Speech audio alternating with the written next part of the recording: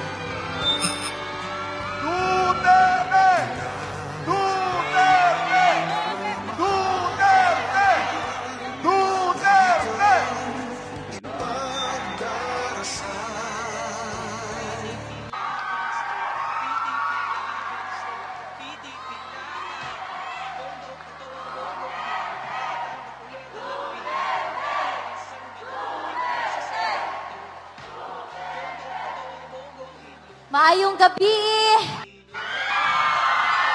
Magandang gabi sa inyong lahat! Sa mga hindi pa nakakakilala sa akin, ako si Veronica Kitty Duterte, bunsong anak ni Pangulong Rodrigo Roa Duterte!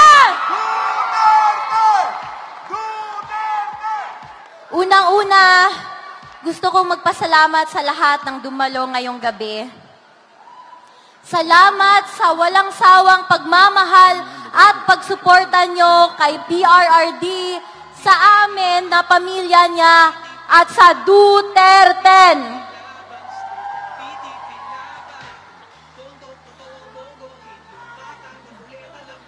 Nag-usap kami ni Dada Rudy ko kahapon.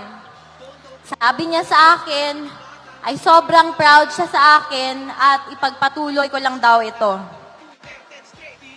Binigyang diin niya rin na mahalin ko daw kayo kagaya ng pagmamahal niya sa inyo.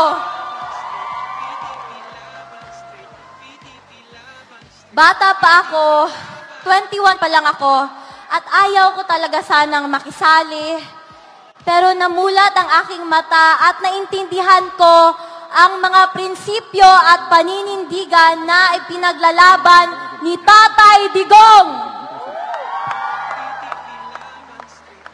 Mahal niya ang bayan niya nang higit pa sa amin na pamilya niya. May kasabihan na the only thing necessary for evil to triumph is for good men to do nothing. Ito ang nangyayari sa Pilipinas ngayon. Walang tumatayo para ipaglaban kung anong tama. Mga kababayan, mga kabataan, magboto tayo ng tama. Magboto tayo ng may puso para sa pagserbisyo. Ngayong eleksyon sa May 12, 2025.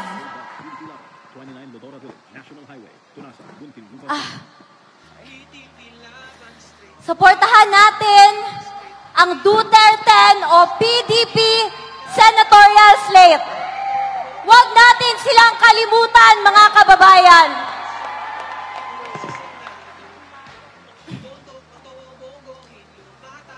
Muli kong iaabot ang bilin ni Tatay Digong para sa bawat Pilipino. Sinabi niya ito sa akin. Do good. Fight for your country and fight for what is right. Sabi niya, huwag kayong mag-alala because this is not forever. God will intervene. And He sends His love to all the Filipino people. Daghang salamat!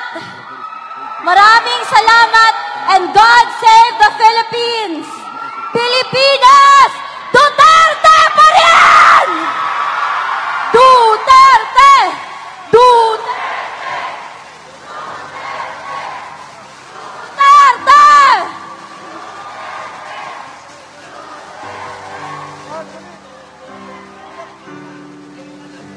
Duterte! Mga kababayan, Miss Hanelet Avancenia and Miss Veronica Kitty Duterte.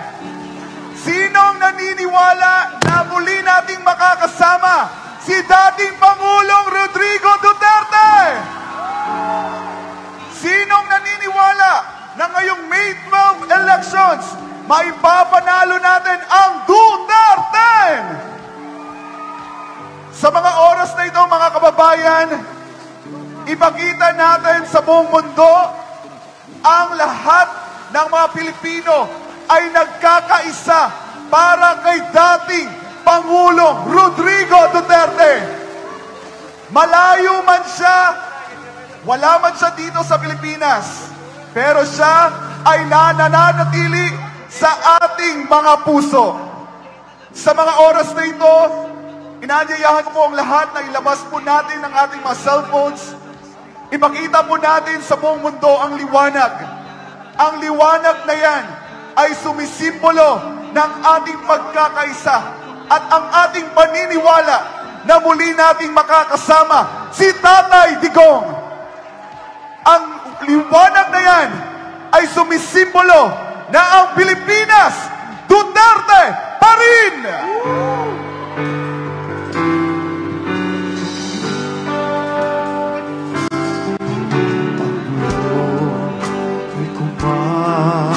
At na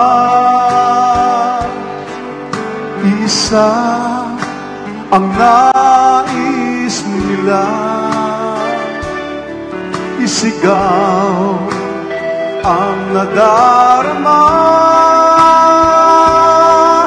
Pilipinas muling magsama-sama.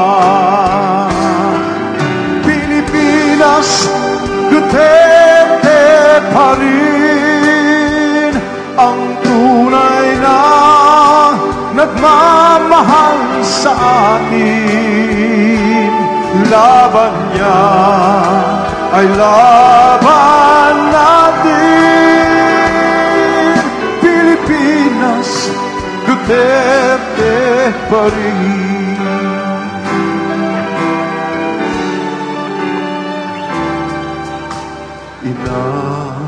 Bayang minamahal, lagi kang ipagdarasal na muli kitang makita. Pilipinas, bang may pag-asa pa?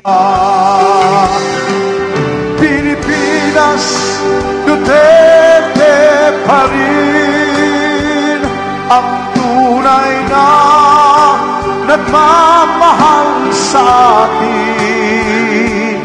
Laban niya ay laban natin. Pilipinas Duterte pa rin. Pilipinas Duterte pa rin ang tunay na nagmamahal sa atin. Laban niya ay laban natin. Pilipinas Duterte pa rin. Pilipinas Duterte pa rin ang tunay na nagmamahal sa atin. Laban niya ay laban natin. Pilipinas Duterte pa rin. Oh, Pilipinas Duterte pa rin ang tunay na nagmamahal sa atin.